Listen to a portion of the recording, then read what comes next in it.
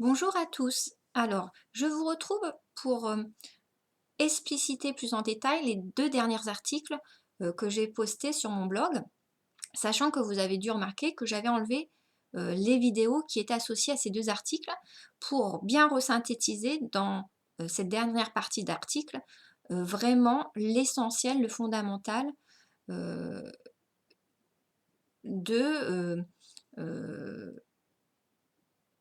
ce regard porté à l'importance de la polarité féminine dans tout système, cette polarité féminine qui serait vraiment complémentaire de fonctionnement et de dynamique de mérite équivalente au pôle masculin euh, dans le fonctionnement d'équilibrage d'un système, hein, puisque dans l'univers tout serait système et sous-système, tout système serait polarisé, et tout système polarisé obéirait à des codes d'équilibrage répondant à des règles précises, hein.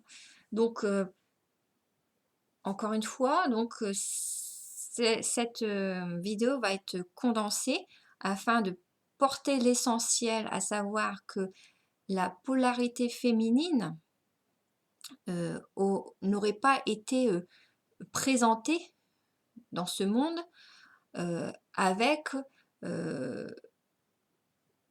cette dynamique de fonctionnement autant méritante que la polarité masculine dans le but d'équilibrage d'un système, hein. Donc, revenons sur ça. Donc, en même temps, dans ce décortiquage exhaustif des dynamiques de la systémique, il y a aussi dans les dernières vidéos, c'est pour ça que je les ai supprimées, des erreurs que j'ai posées. Et comme je me faisais la réflexion, des premières impressions sont souvent les bonnes. Et à chaque fois que j'ai avancé dans mes travaux systémiques, je me suis rendu compte que mes premières impressions étaient les bonnes, mais quand j'analysais, j'élaborais la systémique dans cette exposition aux peurs et à l'élaboration du matériel traumatique, on, on est, on est amené à ajuster, à rectifier certaines choses qui étaient bonnes à la base, mais comme il faut l'élaborer, euh, l'essentiel, hein, les 90% de ce qu'on élabore reste cohérent avec nos premières impressions, mais il peut y avoir 10% justement qui vont être faussés, où on va réajuster notre approche, mais faussée, alors que la première impression, des 10% qu'on a corrigé, était la bonne. Mais c'est bien l'élaboration par le mental qui va nous amener dans un second temps à revenir euh, sur notre première impression tout en l'étayant de façon solide sur des logiques cohérentes, scientifiques et systémiques. C'est ça que je remarque encore. Une fois, ça m'est déjà arrivé justement dans ces travaux systémiques. Vous avez vu que j'avais bien posé au départ que le duo âme jumelle le plus puissant énergétiquement serait Jésus et Marie-Madeleine. Et après, dans mon approche, il y a eu notamment ces 10% où à un moment donné, euh, j'étais revenue sur l'idée que ça pourrait être le duo Jésus-Marie.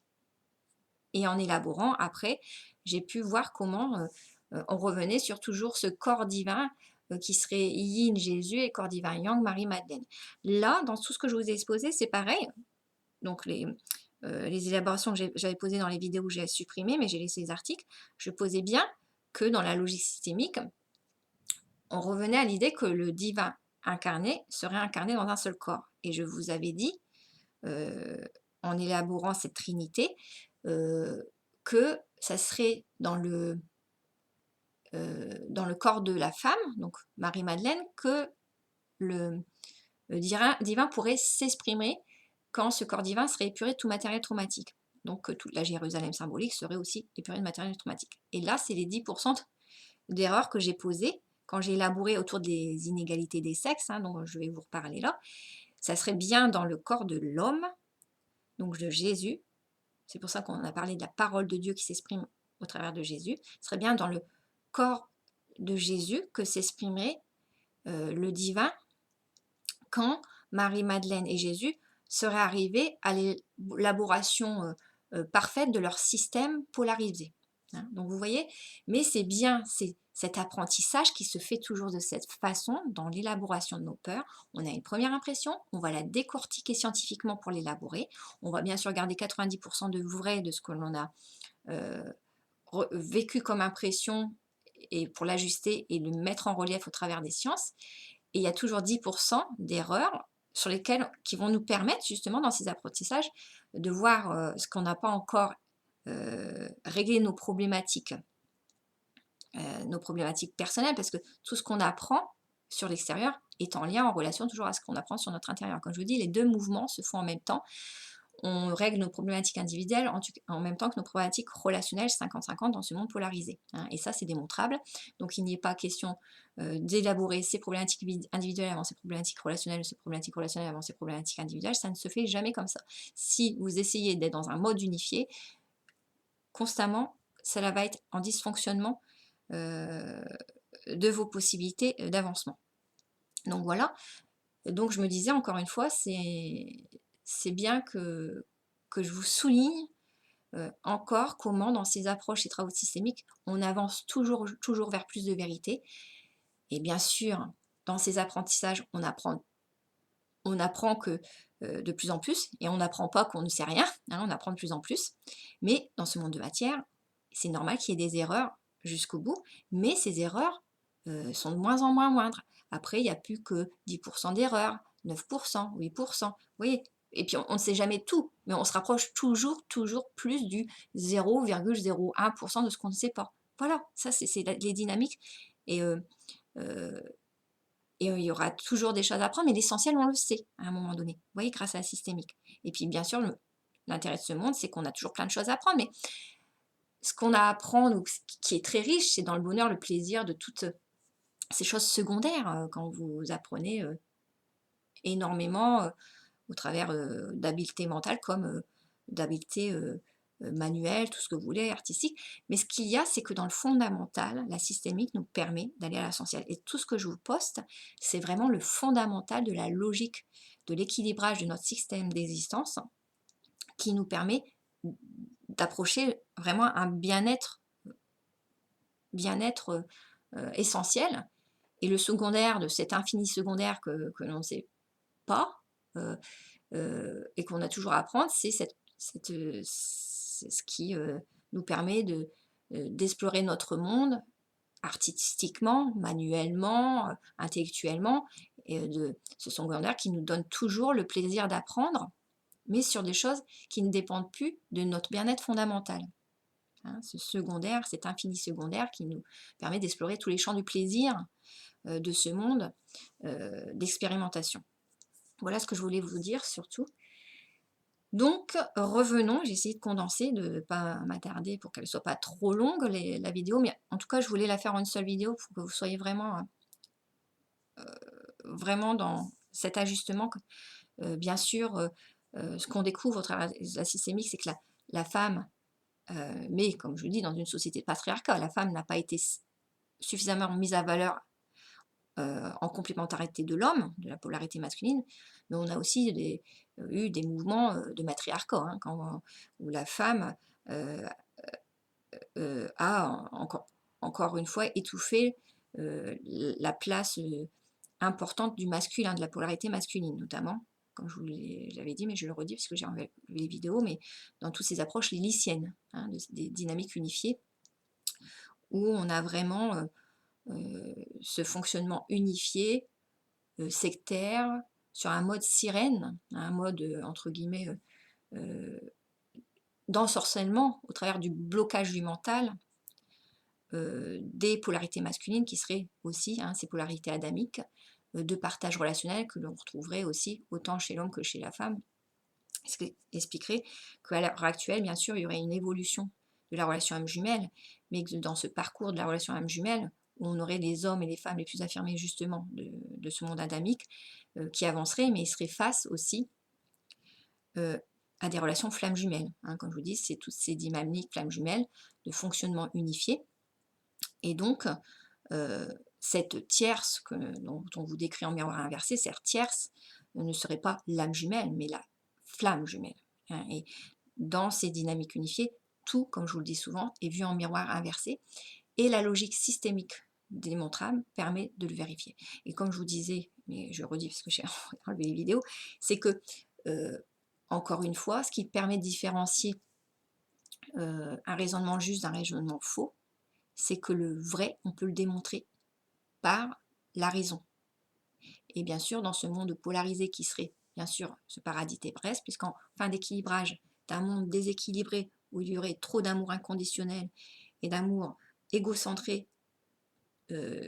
densifié, où il n'y aurait pas assez prise en charge de ses propres responsabilités, l'équilibrage se ferait au milieu dans ce monde polarisé. Voilà encore ce que l'on peut dire. Donc c'est bien dans ce monde polarisé 50-50 entre mouvement d'individuation et d'attraction que se retrouverait ce paradis terrestre. Ce paradis terrestre qui nous amène à voir que bien sûr, on n'est pas dans des fonctionnements unifiés dans ce paradis terrestre et tout dans l'équilibrage des systèmes polarisés, puisque le grand système divin serait encore lui-même polarisé dans son corps divin, hein, entre Marie-Madeleine et Jésus, parce que l'Esprit divin, lui, aurait son grand yin infini et son petit yang, hein, petit yang, dont il serait éloigné, qui représenterait ce monde fait des créations angéliques et terrestres qui se rejoindraient dans un paradis terrestre en fin d'équilibrage du système yang, du corps divin de l'esprit divin, du corps divin yang, de l'esprit divin yin, hein, illimité. Voilà encore une logique des systèmes polarisés qui se tient. Et quand on transpose cette logique des systèmes polarisés dans ce monde de matière, tout colle. Les écrits anciens, tels que la Bible, expliquent tout ce qui se joue depuis la nuit des temps dans ce monde, hein, comme je vous dis, tout dans la Bible, même jusqu'aux paroles incohérentes de Jésus qui étaient des phénomènes de possession dans son premier temps du parcours âme jumelle, hein, puisqu'on voit que le masculin âme jumelle va porter le matériel traumatique jusqu'à symptômes bruyants de saturation, hein, ce qui serait la crucifixion pour Jésus. Et on voit bien que Jésus, quand il demandait notamment aux femmes d'être tolérantes avec des hommes qui les malmenaient, il était encore dans une forme de possession égotique, d'amour inconditionnel, parce qu'il fréquentait bien sûr les systèmes abusifs. Et par base communicant énergétique, dans son amour inconditionnel, il chopait les schémas dysfonctionnels de ces systèmes l'environnant. Notamment, je vous avais encore parlé, c'est ça qu'il faut aller voir aussi, ces 12 apôtres hein, qui l'amenaient, et on verrait que ces 12 apôtres feraient logiquement partie du corps satanique, ces 12 apôtres qui l'amenaient à toujours être dans des codes déséquilibrés, au point où on voit que Jésus était le seul là-dedans à essayer de gérer ces tiraillements de pensée entre être bienveillant avec les systèmes abusifs et respecter les femmes à leur juste valeur. Et on voit tout cela, comment... et donc, dans cette deuxième venue, à l'heure des relations âme jumelle et flamme jumelle qu'on met en relief actuellement, lors de cette deuxième venue de Jésus, bien sûr, il y aurait aboutissement du parcours âme jumelle. Si le masculin sacré dans la première venue était mis en relief, c'est parce que le masculin, dans un premier temps, de la relation âme jumelle, par ses symptômes bruyants, est plus au devant de la scène. Marie-Madeleine était moins au devant de la scène, même si elle avait un mental plus juste affiné. D'ailleurs, je vous invite à voir le film Marie-Madeleine, qui est très intéressant, où on voit, il y a des évocations, des moments, comme quoi Marie-Madeleine transmet certaines paroles à Jésus, mettant en relief qu'il est, dans ses raisonnements, des moments pas toujours cohérents et justes, hein. Et d'ailleurs, dans le film, c'est traduit aussi parce qu'elle s'excuse après de ses paroles, elle ose poser des choses, mais des moments, elle fait retour face à ce masculin Jésus, qui est dans l'amour inconditionnel du premier temps des parcours. Et il y a beaucoup, mais je vous invite vraiment à le voir parce qu'il y a beaucoup de choses retranscrites dans ce film qui sont très intéressantes. D'ailleurs, l'acteur, c'est celui qui joue dans Joker. Joker, un film que je vous invite aussi à voir, qui est très très intéressant.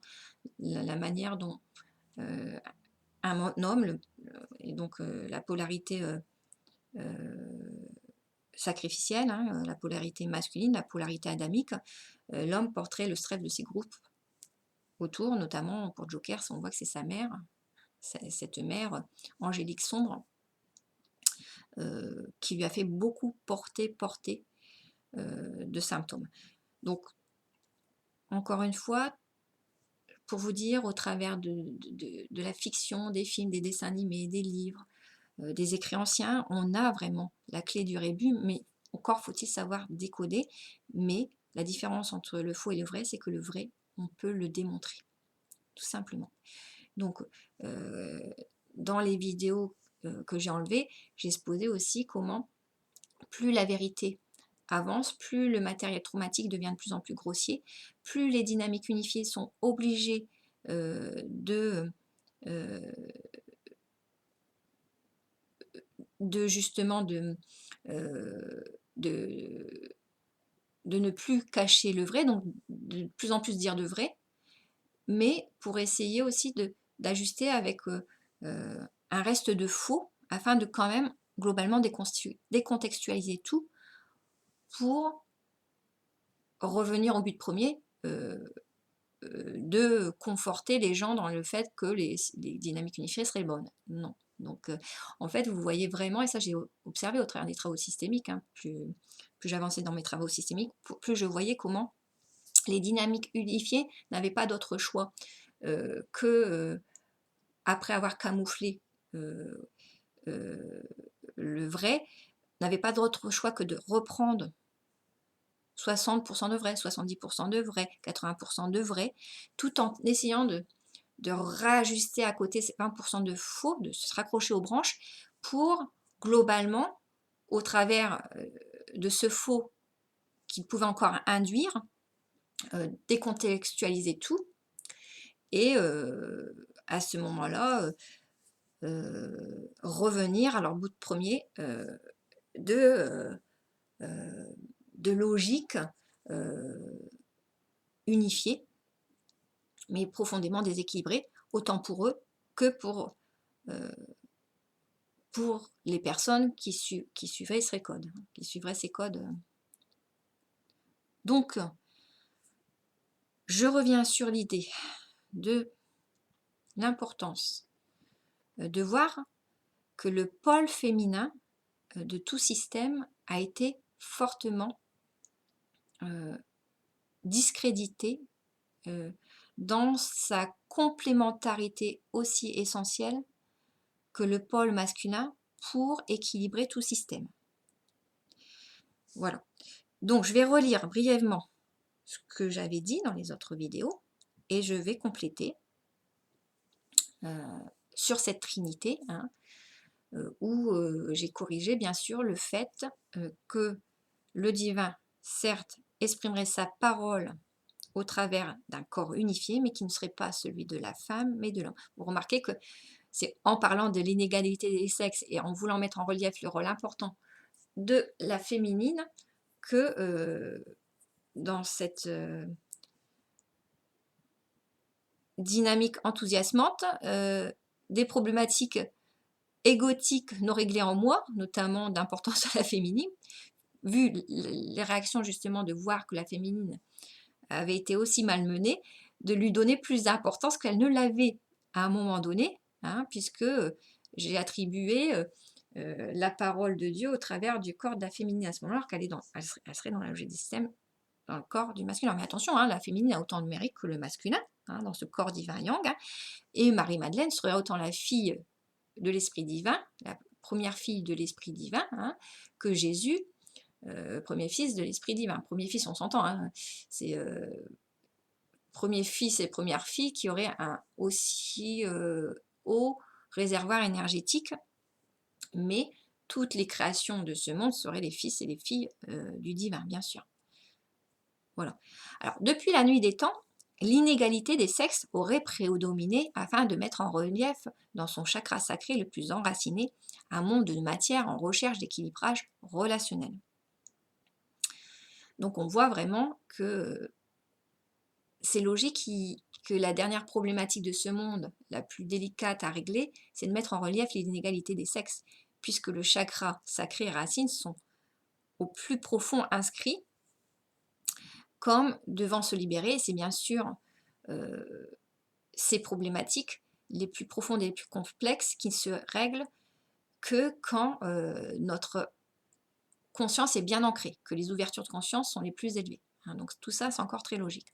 Donc en cette ère, l'énigme du patriarcat et du matriarcat se résoudrait car l'humanité la plus sage se réveillerait au secret de la Genèse. Ainsi, on voit que les religions, les sciences ou toute forme de raisonnement humain ne soulignerait jamais le rôle capital de la complémentarité des pôles féminins et masculins dans l'harmonisation d'un monde polarisé cherchant l'épanouissement. Hein, comme je vous disais, il faudrait vraiment réaliser la complémentarité des pôles essentiels pour équilibrer tout système. Donc, il n'y aurait pas un système, un pôle féminin plus important qu'un pôle masculin, un pôle masculin plus important qu'un pôle féminin, même s'ils ont des fonctionnements différents et complémentaires. Voilà. Au contraire, la valorisation des codes unifiés serait davantage mise au devant de la scène, plus les vérités universelles de ce monde se déduiraient de manière étayée. On voit, hein, plus on accède au vrai, plus le faux se réveille de façon grossière et plus les codes unifiés seraient mis au devant de la scène à notre époque. Hein. Plus les vérités universelles seraient décodées, plus les codes unifiés envahiraient les raisonnements, les,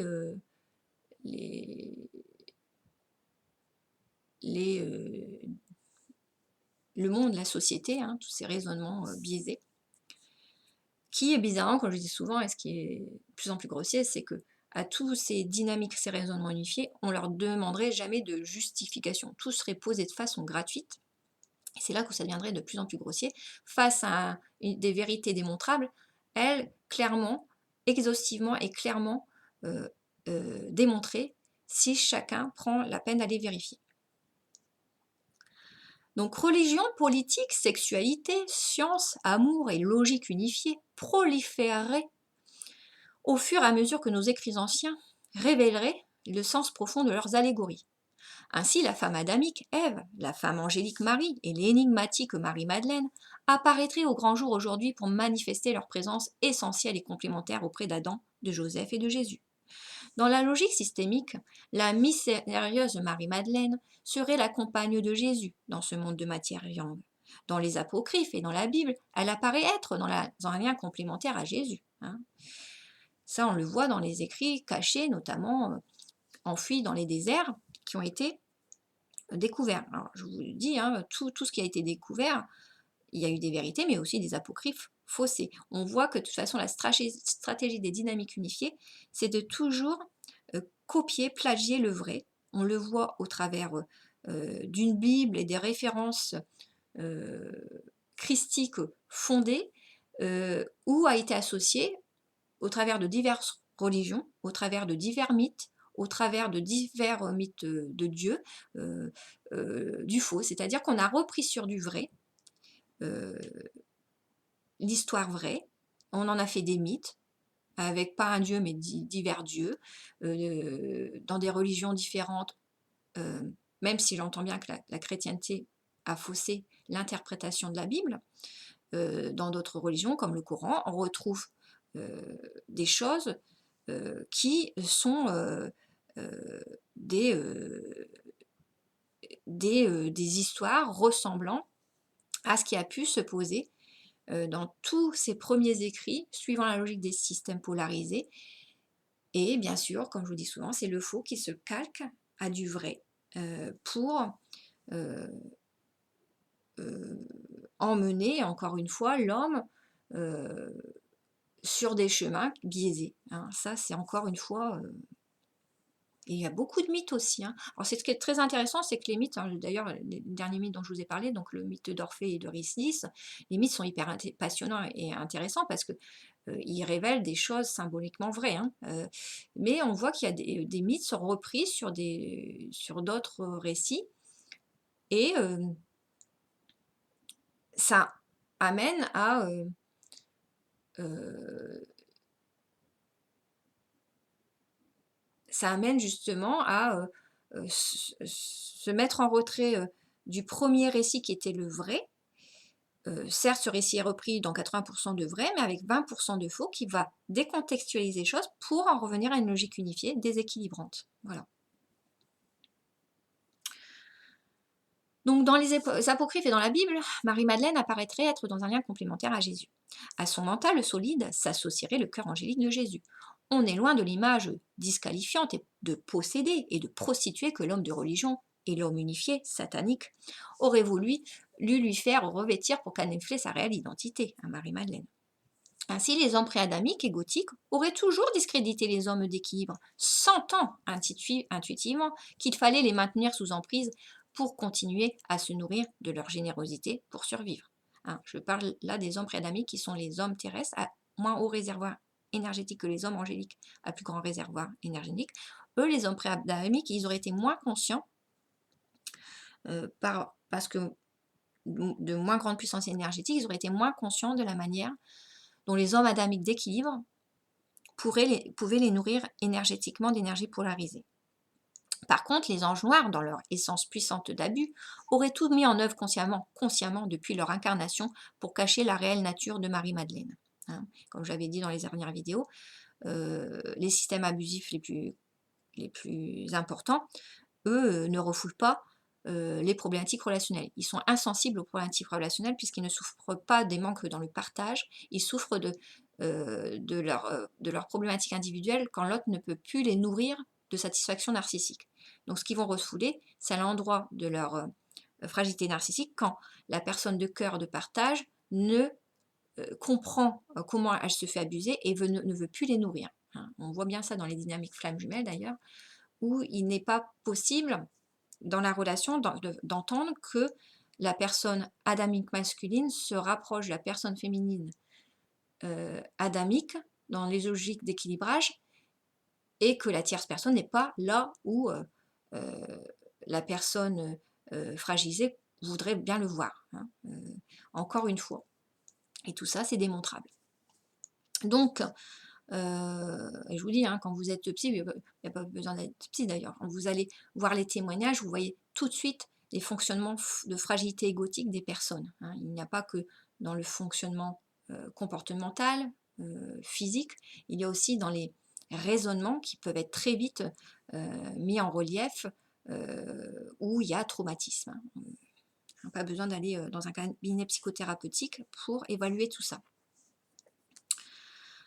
Donc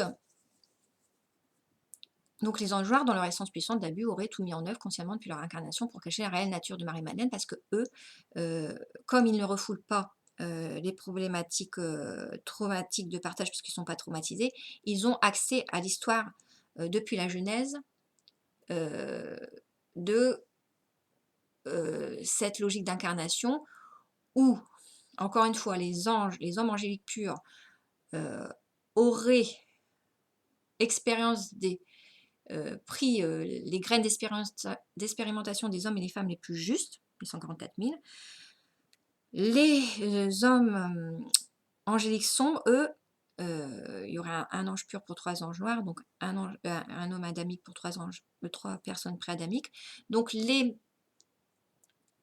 anges sombres auraient décidé, auraient choisi de sélectionner les graines des 144 000 fois 3, donc calculez, hein, je ne sais pas, 432 000 hommes et femmes les plus habiles mentalement pour manipuler.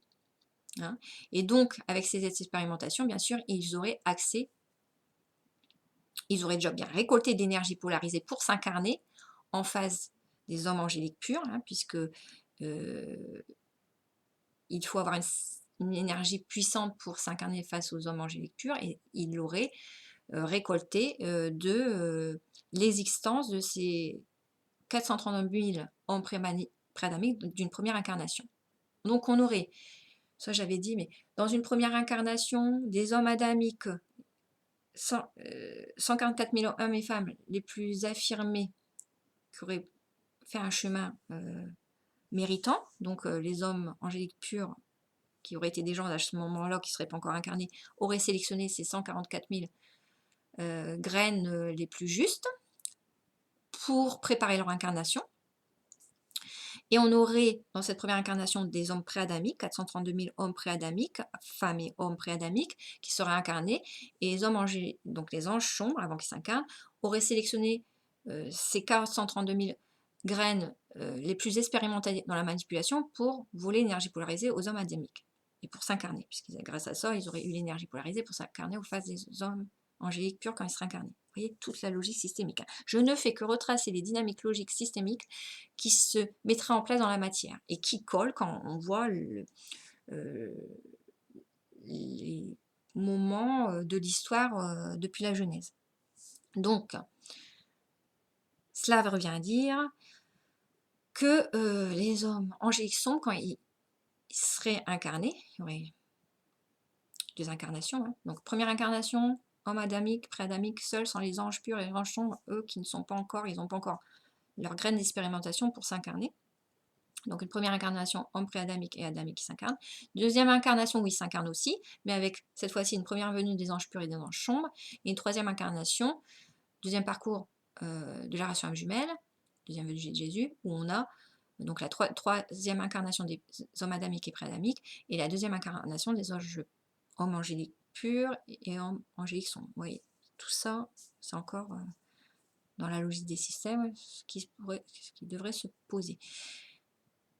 Donc, on voit que les hommes angéliques sombres, quand ils sont arrivés, ils savaient ce qu'ils faisaient. Ils ne refoulent pas les problématiques relationnelles, contrairement aux hommes angéliques purs qui, eux, sont sensibles au partage. Donc, ils partent avec un métro d'avance, les hommes angéliques sombres. Mais très vite, grâce au mérite et aux habiletés mentales et de cœur des anges purs qui ont l'expérience des hommes et femmes les plus affirmés de ce monde, ils vont découvrir le rébut de la Genèse. Grâce aussi, bien sûr, à Marie-Madeleine qui réunit dans son expérimentation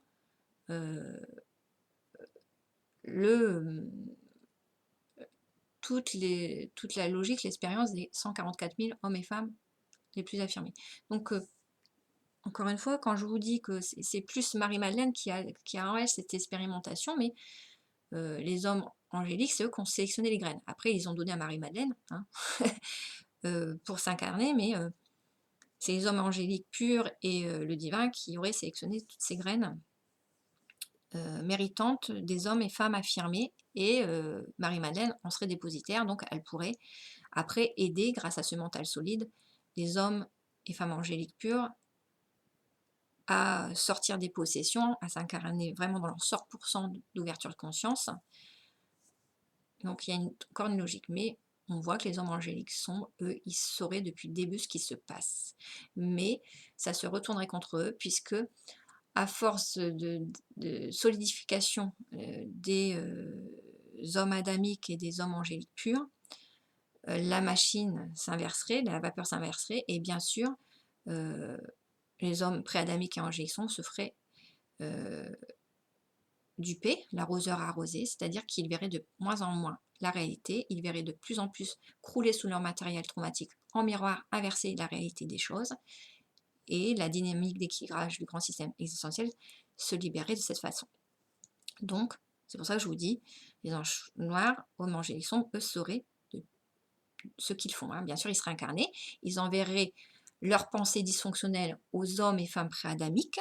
Les hommes et femmes pré-adamiques auraient bien sûr accès à une pensée égotique, mais beaucoup, dans leur mode unifié, croiraient être de bon côté de la barrière, parce que cette pensée satanique, même si les corps sataniques seraient incarnés, cette pensée satanique les influençant par télépathie, même si cette pensée satanique est incarnée, je l'insiste bien, bah, ces personnes pré-adamiques penseraient être dans le vrai, que les valeurs en miroir inversé, qu'ils ont les valeurs de cœur, alors qu'ils seraient profondément enfouis dans des codes facilitants de non-mérite, euh, ils ne verraient pas que la pensée satanique les dupe au travers de la flatterie, au travers euh, des codes faciles, hein, au travers euh, d'une d'une pensée inégale entre le mérite de l'homme et de la femme, au travers d'un côté matérialiste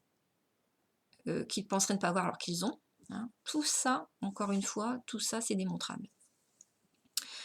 Alors,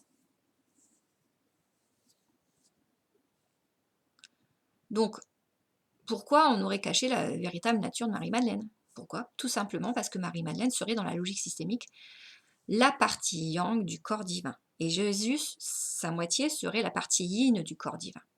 Le couple constituerait ainsi le corps canal de la parole du divin. Par son mental yang, la féminine sacrée permettrait l'ancrage de la pensée divine et son expression au travers du corps christique endurant du masculin sacré. On voit que c'est un travail profondément 50-50 de partenariat entre la féminine sacrée et le masculin sacré. C'est le mental yang de la féminine sacrée qui permet l'ancrage de la pensée divine yin, illimitée, et son expression au travers du corps christique endurant du masculin sacré yin. Et ce corps divin yin. Hein. On voit que vraiment c'est ce corps divin travaillant en partenariat, ce corps divin féminin yang, masculin yin, qui permet l'ancrage de l'esprit divin illimité dans le corps de matière du masculin sacré, mais grâce au mental de la féminine à côté.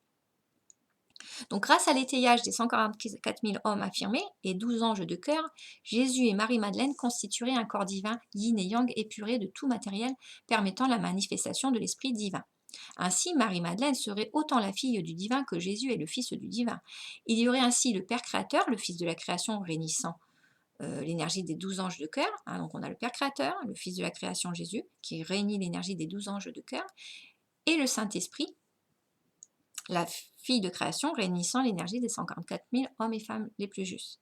Mais n'oublions pas que ces 72 anges dont je vous parle, ces 72 hommes, 72 duos d'hommes angéliques qui n'auraient pas la puissance énergétique en fin de parcours, bien sûr, de libérer tout leur matériel traumatique. Ces 72 duos d'hommes angéliques, ils auraient bien sûr beaucoup de symptômes bruyants afin de permettre leur transformation d'un réservoir énergétique élevé à un réservoir énergétique moins élevé. Donc, ils passeraient d'un fonctionnement angélique à un fonctionnement humain terrestre plus affirmé. En fait, c'est ça qui se résout de la logique systémique que je ne comprenais pas. Je vous avais dit que dans la logique systémique, il y a 12 anges seulement qui peuvent s'incarner pour 144 000 hommes et femmes affirmés et justes. Mais que devenaient ces 72 duos de cœurs angéliques qui avaient moins de puissance énergétique puisque c'était des sous-systèmes angéliques qui s'étaient développés à partir des 12 grands systèmes angéliques, que devenaient ces 72 systèmes angéliques, puisque bien sûr de grands cœurs, ils développaient des symptômes bruyants et ils ne pouvaient pas aller jusqu'à la résolution de leur traumatisme quand les 12 systèmes angéliques auraient abouti à leur libération propre de leur système polarisé.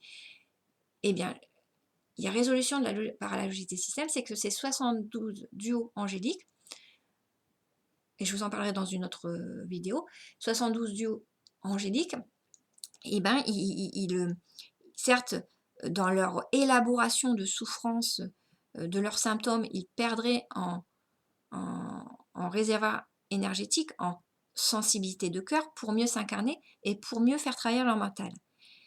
Et dans ce travail intérieur en eux, ils donneraient beaucoup de cœur dans l'élaboration de leurs problématiques, comme en psychothérapie, vous voyez que le consultant va beaucoup être dans le cœur, va beaucoup donner de lui pour, en confiance, en confidence, exprimer son histoire intime au thérapeute. Et le thérapeute va donner son mental, va prêter son mental pour que le consultant se solidifie narcissiquement. Et c'est un échange de cœur et de savoir entre les deux. Donc on peut se dire, ces 72 duos angéliques, ils transmettraient beaucoup de cœur, de riche expérience de cœur au mental de Marie-Madeleine, et en retour, Marie-Madeleine leur prêterait sa solidité mentale pour qu'il puisse plus s'incarner dans un corps de matière terrestre et pouvoir survivre à ce bruit des symptômes qu'il n'aurait pas résolu lorsque les 12 hommes angéliques se seraient totalement incarnés en conscience.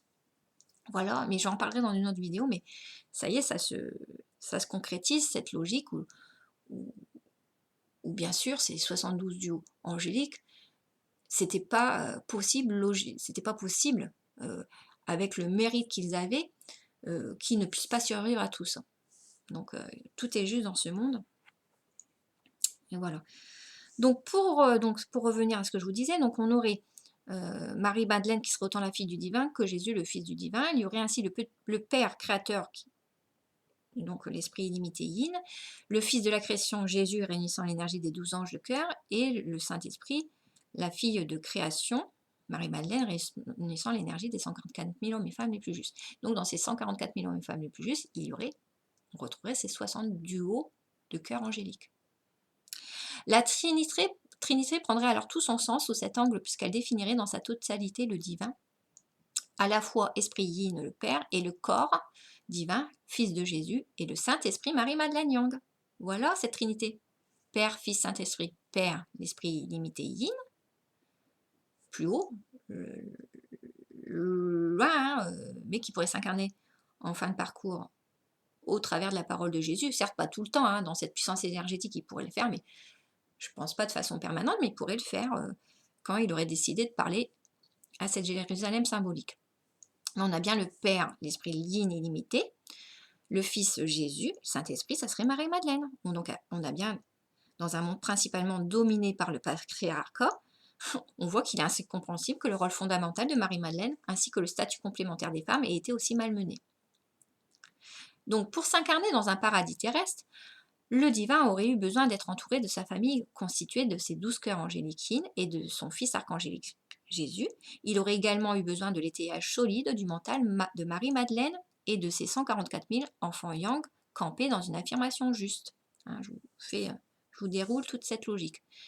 Donc pour s'incarner, il aurait eu besoin de toute cette présence de cette Jérusalem symbolique, mais aussi pour conscientiser, pas seulement s'incarner, mais pour conscientiser sa réelle identité et s'incarner à 100%, le divin, l'esprit divin, il aurait fallu qu'il y ait aussi avancement progressif de ce corps de la Jérusalem symbolique dans la résolution de ces problématiques relationnelles. C'est bien qu'il soit présent, tout ce corps divin, cette Jérusalem symbolique, mais pour s'incarner à 100%, le divin aurait besoin que cette Jérusalem symbolique avance et élabore totalement la résolution de ces problématiques relationnelles du temps de son incarnation, qui se serait posée en 2 fois, première venue de Jésus et Marie-Madeleine, et deuxième venue de Jésus et Marie-Madeleine. Et c'est aussi logique que Jésus a été, lors de la première venue, plus mis en devant de la scène que Marie-Madeleine, mais c'est logique que dans la deuxième venue de Jésus, Marie-Madeleine et les femmes reprennent leur place complémentaire légitime auprès de Jésus et des masculins. Que c'est bien un travail de plus de mentalisation qui s'opère dans la deuxième venue de Jésus, comme dans un travail thérapeutique, comme je vous dis, où avant la venue de la famille en thérapie, on a un patient désigné, symbolique du pôle masculin, qui porte le stress groupal jusqu'à la crucifixion, symptôme bruyant qui amène la famille en thérapie pour ce travail de mentalisation posé par le thérapeute, qui a le pôle féminin qui va aider le pôle masculin, le patient désigné, à restituer à chaque membre de la famille ses responsabilités. Même si bien sûr, le patient désigné conserve ses responsabilités à lui, mais il va avoir une libération de tout ce qui n'a pas à lui apporter. Et pour aider tout le système familial à se reconfigurer et s'équilibrer. Vous voyez comment tout est parfait. C'est pour ça que ça explique pourquoi Marie-Madeleine n'était pas mis et les femmes n'étaient pas mis au devant de la scène dans une première partie. Le masculin, dans son pôle bruyant, prenait, et son pôle bruyant et son pôle séduisant d'amour inconditionnel, il prenait toute la place. Malgré lui.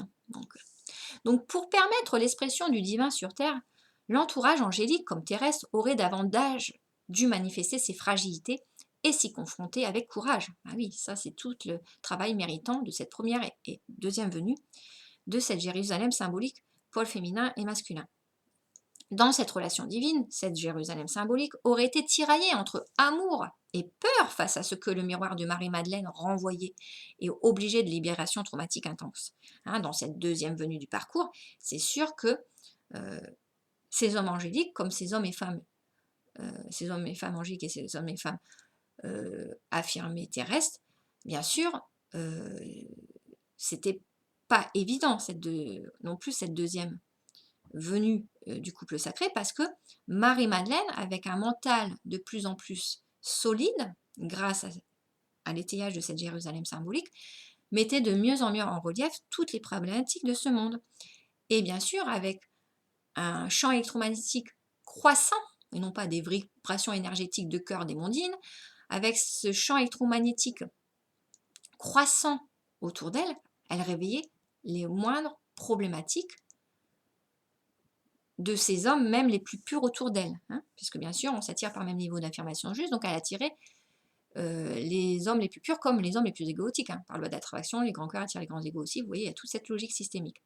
Mais donc, face à cette Jérusalem symbolique qui était autant livrée au système abusif angélique sombre que pré-adamique, hein, qui était près d'eux, ils avaient aussi le miroir intensifiant électromagnétique de cette Marie-Madeleine, réveillant toutes les peurs et les problématiques relationnelles de ces hommes les plus justes, mais aussi de Jésus. Hein, Jésus qui, dans ce relation du haut, était aussi, faisait face à tout ce qu'il n'avait pas libéré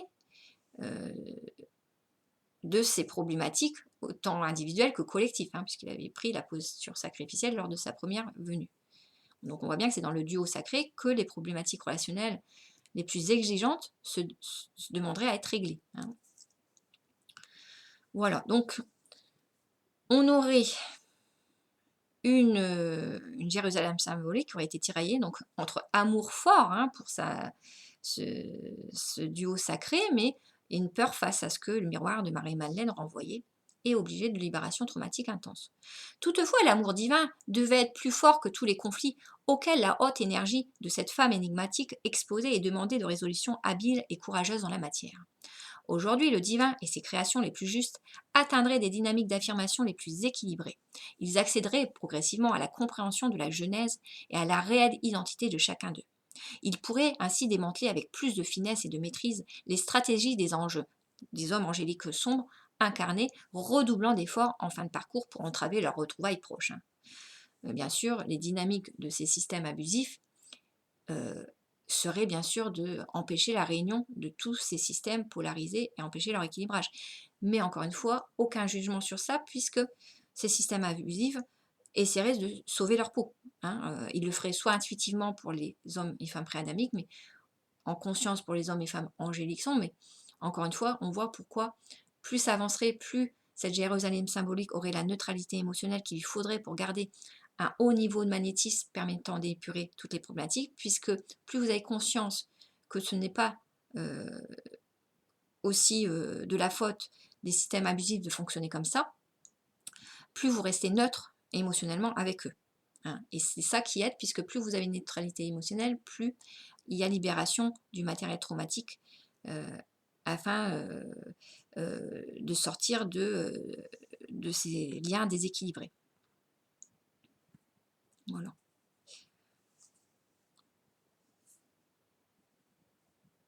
Marie-Madeleine serait la première mentalement à décoder le rébut au fil des épreuves relationnelles vécues avec les siens.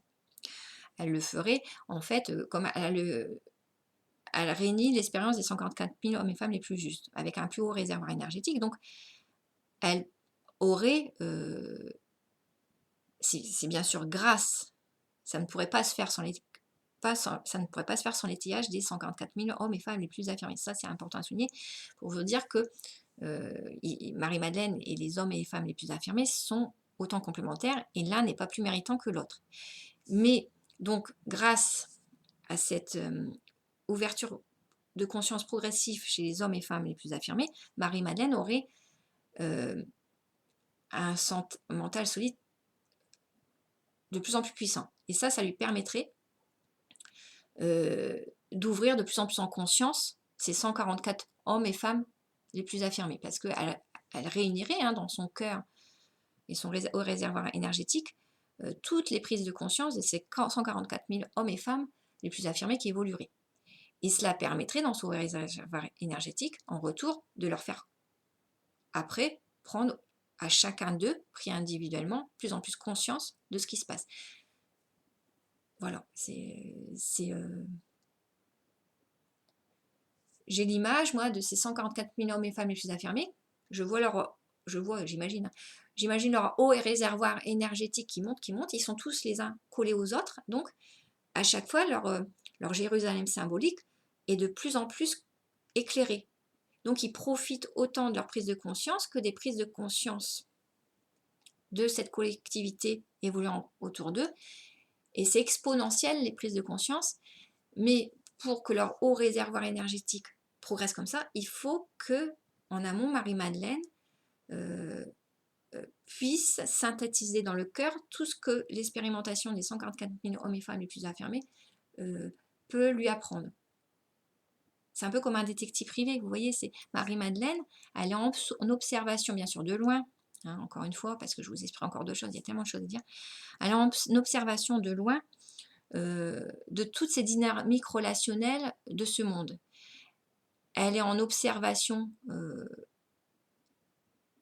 elle est en présence des hommes, des 72 duos angéliques, qui eux côtoient des hommes préadamiques et des hommes adamiques. Donc, face à l'observation des hommes angéliques, proches d'elle, donc c'est 12 anges de famille, mais aussi des 72 duos angéliques de cœur, dysfonctionnement et auxquels elle apporte son aide et sa solidification mentale, elle apprend beaucoup, elle observe, et au travers des restitutions de témoignages de 72 duos angéliques côtoyant les personnes préadamiques et adamiques, elle en apprend énormément. Et c'est grâce à cela qu'elle peut aussi retransmettre en synthèse à ces hommes adamiques et ces hommes angéliques des clés pour que leur mental plus solidifié puisse les libérer de leurs problématiques relationnelles. Vous voyez, tout ce qui... voilà.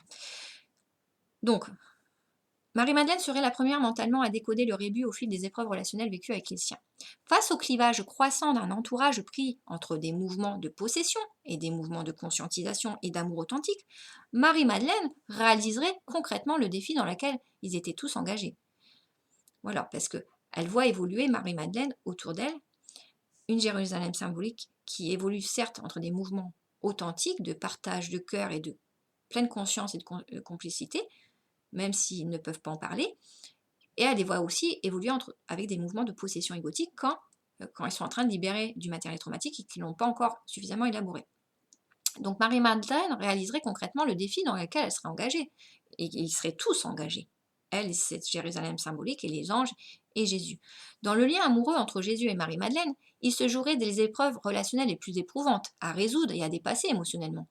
En effet, le chakra sacré, c'est-à-dire le plus enraciné, serait sollicité dans ses moindres failles au travers du duo sexualisé. Ce que je vous disais tout à l'heure, se jouent les problématiques relationnelles les plus profondes au travers de ces chakras, et c'est là où on voit que aussi la problématique d'inégalité des sexes va bien sûr avoir des influences sur le duo, comme tout duo, Jésus, Marie et Madeleine, puisqu'ils vont devoir se déconditionner aussi de ces inégalités de pouvoir entre l'homme et la femme, même dans leur propre duo, même dans leur propre lien marital.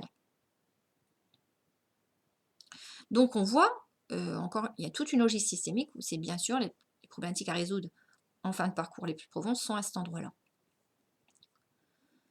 Pour que le couple ait une intimité et puisse avoir des enfants, Jésus devait avoir un réservoir énergétique plus signifiant que les 12 anges, ça c'est logique. Pour créer l'attraction sexuelle et amoureuse, la puissance énergétique de cœur yin de l'archange Michel devait être équivalente à la puissance énergétique du mental solide de sa femme Marie-Madeleine.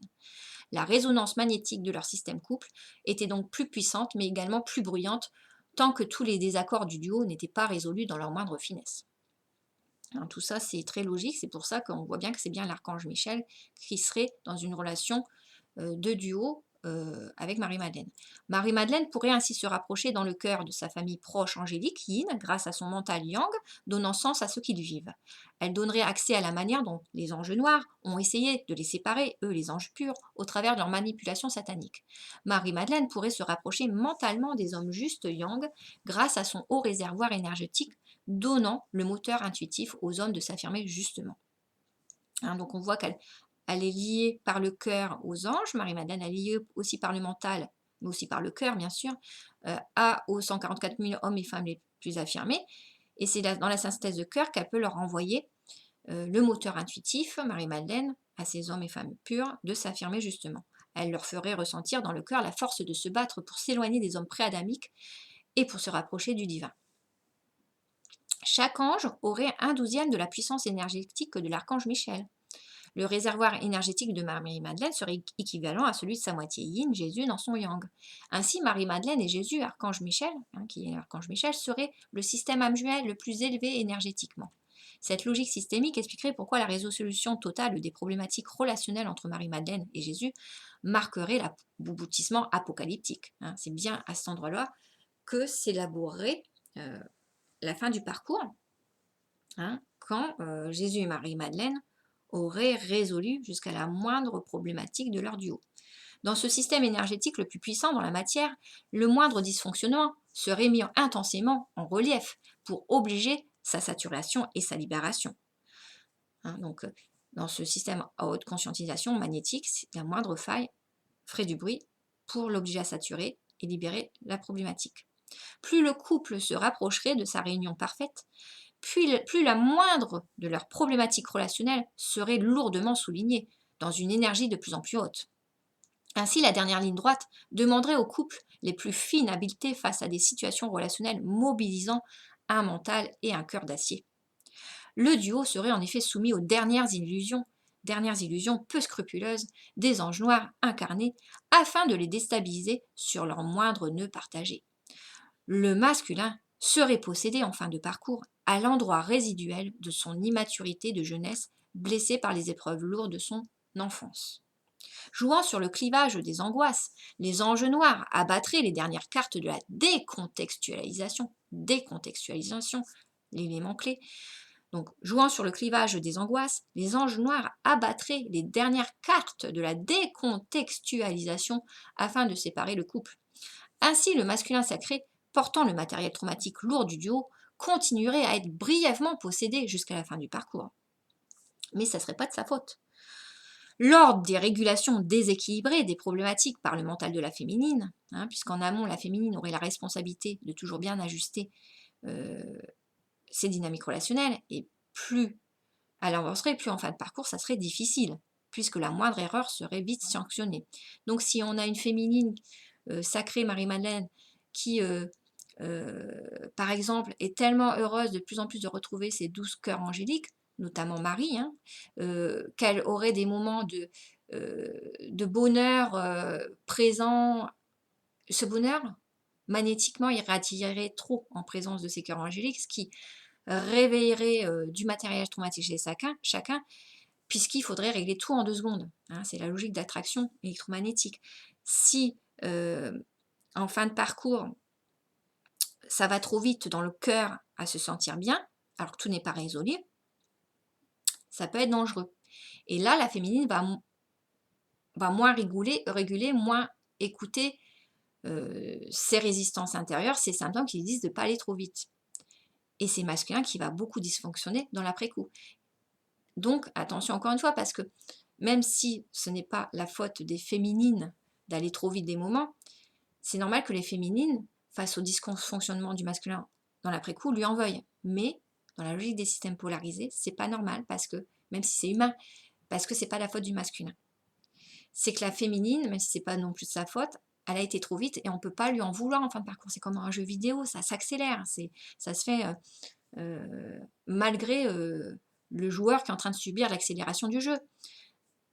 C'est logique, c'est les derniers temps qui signent la fin du parcours dans ce haut magnétisme, cette haute conscientisation où les choses sont de moins en moins faciles à contrôler, même si elles avancent beaucoup. Donc pour revenir, lors des régulations déséquilibrées des problématiques par le mental de la féminine, le masculin devrait porter plus de charge émotionnelle, hein. Si la féminine, en fin de parcours, commet quelques petites erreurs qui font vite du bruit, le masculin, lui, il va porter la charge de matériel traumatique en trop sur lui. Et il ne va pas voir alors, ou il va voir qu'un morceau de puzzle sur les 10 à ce moment-là, quand il sera dans le port d'une charge de matériel traumatique élevée. Et donc, durant les moments délicats d'élaboration de sa féminine, il va vivre ces dysfonctionnements, le masculin, et va décontextualiser. Il va ne voir il va tout cliver, il va voir un morceau du puzzle sur les 10. Donc il va se comporter de manière injuste vis-à-vis de sa moitié de ce fait. Son comportement sera alors impulsif, insouciant, crédule, avec tendance à banaliser les situations non évaluées dans leur réel danger. Il vivra alors sa féminine comme excessive. En étant dissocié, le masculin ne percevra pas la nature légitime et protectrice du fonctionnement de sa moitié. Hein, il sera clivé, donc il ne comprendra pas les raisonnements logiques de sa féminine. Il va s'opposer à sa féminine. En recontextualisant la situation, loin de toute possession égotique et de toute fragmentation de la psyché, donc dans l'après-coup, le masculin pourra prendre alors conscience, mais dans l'après-coup, du discrédit posé sur les valeurs, la justesse et les mérites de sa féminine. Mais c'est encore des gros malentendus entre eux, parce que la féminine en veut au masculin dans ses dysfonctionnements. C'est un malentendu parce que c'est sa responsabilité au départ, mais c'est pas sa faute non plus, parce que ça va très vite en fin de parcours. Mais c'est aussi un malentendu du masculin de ne pas voir avec justesse la cohérence de sa féminine dans son mental quand il dysfonctionne. Mais il n'a pas d'autre choix, mais c'est un malentendu aussi. Et il pourra évaluer dans l'après-coup que sa féminine avait raison. Vous voyez, tous ces dysfonctionnements engendrés dans un système polarisé quand ça va vite à la fin du parcours, hein. Paradoxalement, la féminine sera responsable de l'attitude désadaptée du masculin vis-à-vis d'elle à ces moments, quand il dysfonctionne en fin de parcours. Dans les temps de prise de conscience de la féminine et du rapprochement précipité à l'endroit du jumeau et de son entourage, le masculin sera obligé d'assurer un plus conséquent port de matériel traumatique libéré de manière accélérée, hein. C'est ça le problème dont je vous parlais. Donc l'Esprit divin savait que Jésus serait le plus généreux, le plus amoureux et le plus courageux pour protéger sa moitié divine Yang, Marie-Madeleine. La partie du masculin sacré était la partie de cœur yin, donc il ne doit pas intervenir dans la partie Yang de sa féminine divine. Pourtant, en fin de parcours, et malgré lui, il serait obligé de commettre l'impair face à une féminine à haute conscientisation dont la moindre faille dans ses habiletés mentales provoquerait des résonances signifiantes, hein, c'est ce que je vous disais. Le masculin en dysfonctionnement s'opposerait aux décisions de sa féminine et interviendrait par conséquent dans la partie propre de savoir de sa féminine. Pratiquant les dynamiques opposées, le corps divin Yang, Marie-Madeleine, serait alors obligé de s'exposer à une bataille magnétique lourde avec l'esprit satanique. Elle serait en effet contrainte par logique électromagnétique d'intervenir dans la partie yin magnétique de son époux masculin. Oui, parce que si le masculin en amont était contraint d'intervenir dans la partie yang de sa féminine, dans l'après-coup, la féminine est contrainte d'intervenir dans la partie yin de son masculin. Cette logique inversée dans l'attribution des rôles ne pourrait que déséquilibrer lourdement le système couple. Un lourd matériel traumatique, en haute conscientisation, devrait alors obligatoirement se libérer par voie de conséquence. La féminine serait exposée ensuite à une tension émotionnelle dangereuse, mettant en danger, elle, les anges, et sa moitié, Jésus. Elle serait en effet directement confrontée à une bataille de cœur magnétique yin avec l'esprit satanique durant un temps hautement énergétique. Cette confrontation éprouvante et extrême serait néanmoins obligée et nécessaire aux hommes justes pour intégrer les derniers ajustements à l'équilibrage d'un paradis terrestre. Ainsi, la logique systémique expliquerait pourquoi Jésus serait l'époux du corps divin Yang, Marie-Madeleine, dans un monde de matière Yang, et pourquoi Jésus serait le premier fils de l'esprit Yin. Pourquoi exactement, dans un monde de pensée Yin, euh, il faut se dire que quand je vous dis que l'esprit, ça aussi, c'est important de dire, ce serait premier fils, mais je crois que je vous l'ai déjà dit d'ailleurs, de l'esprit divin Yin, mais Marie-Madeleine serait la première fille de l'esprit divin Yin. Même si, encore une fois, je parle premier fils dans le sens de haut réservoir énergétique, parce que tous les masculins et féminines seraient fils et filles de l'esprit divin Yin. Voilà.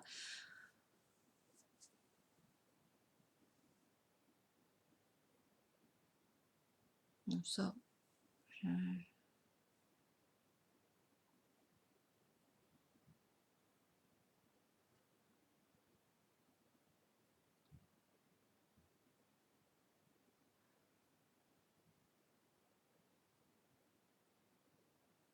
donc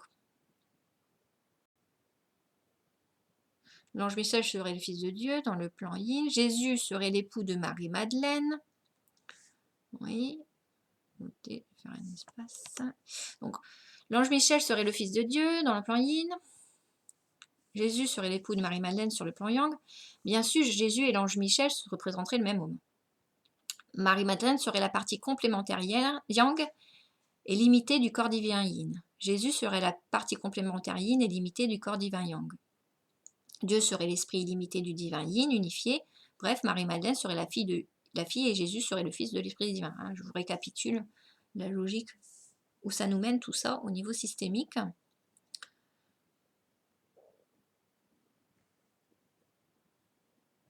Voilà, d'accord. Donc en 7 heures, les anges incarnés prendraient conscience de l'identité de Marie-Madeleine au même moment qu'elle. Tout se ferait en parallèle. Marie-Madeleine l'aurait déduit mentalement et elle pourrait leur transmettre par le canal télépathique angélique. Peu de temps après, l'humanité la plus juste s'éloignerait de manière significative de toute présence pré-adamique et angélique sombre. Cette terre yang serait elle aussi progressivement informée dans la matière de cette nouvelle ère se présentant à elle. Les hommes adamiques les plus affirmés, par loi d'attraction, approcheraient fébrilement le bon endroit pour recueillir le Saint Graal. Ce ne serait pas alors la chance, mais le mérite qui les conduirait à poser leurs yeux sur l'information précise révélée par les anges dans les rêves. Tout se fait par loi d'attraction électromagnétique. Et donc, bien sûr, ceux qui portent le plus gros matériel électromagnétique ne pourraient pas s'approcher de toutes ces révélations. C'est un peu comme quand on voit sur le net, on voit aux informations qui correspondent aux situations et aux relations de même niveau d'affirmation que nous. Et on évolue par paliers progressifs. C'est pour ça que je dis toujours étoile septédra. On avance, on a des situations et relations dans l'après-coup qui vont nous faire un peu plus avancer sur notre niveau d'affirmation pour s'élever. On avance en affirmation, on a les situations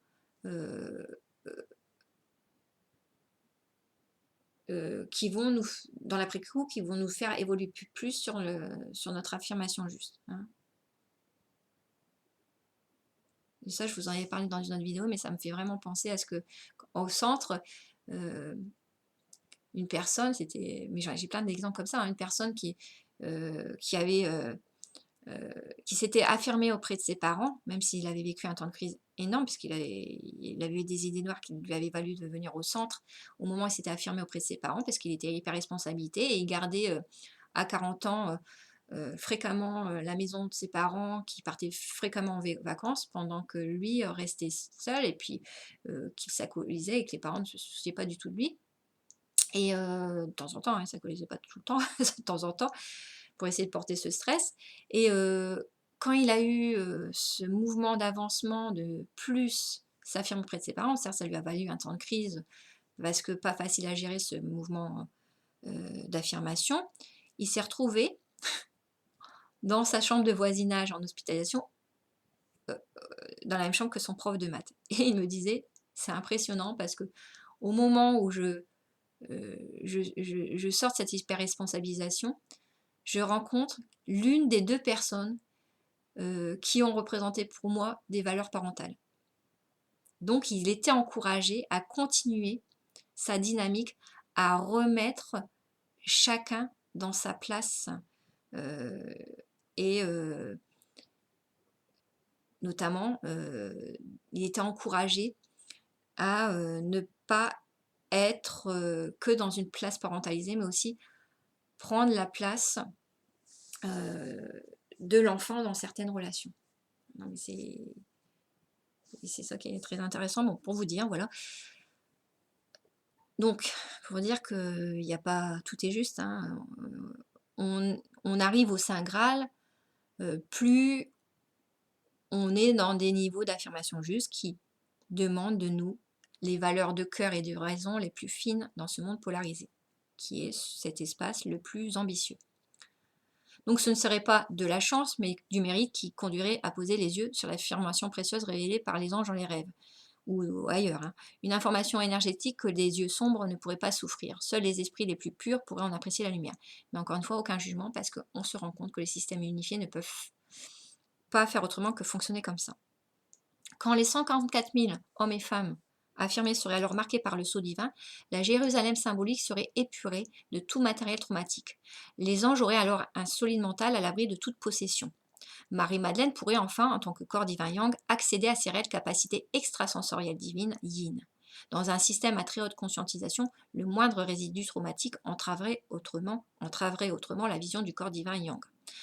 Vous voyez qu'en fait, ce qui est magnifique à la fin du parcours, c'est que Marie-Madeleine sera toujours yang, mais elle acquérera les capacités extrasensorielles yin, parce que quand vous avez un mental fluide qui n'a plus à travailler le matériel traumatique, vous êtes dans des fluidités de cœur yin qui permet d'avoir accès aux capacités extrasensorielles.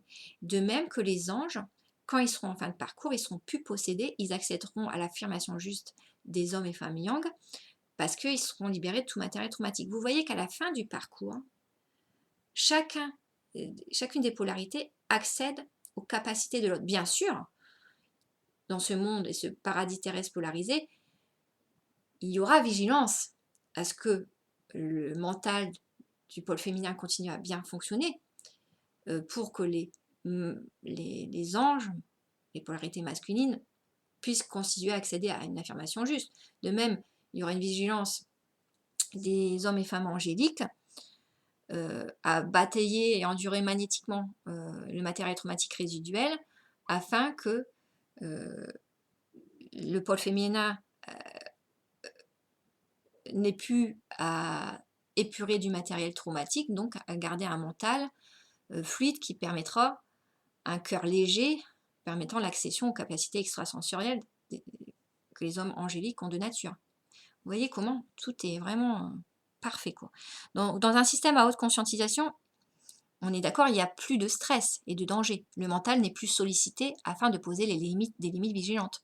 Dans cette configuration, il n'y a donc plus besoin de bloquer le mental. Puisque vous voyez, dans les dynamiques unifiées, certes,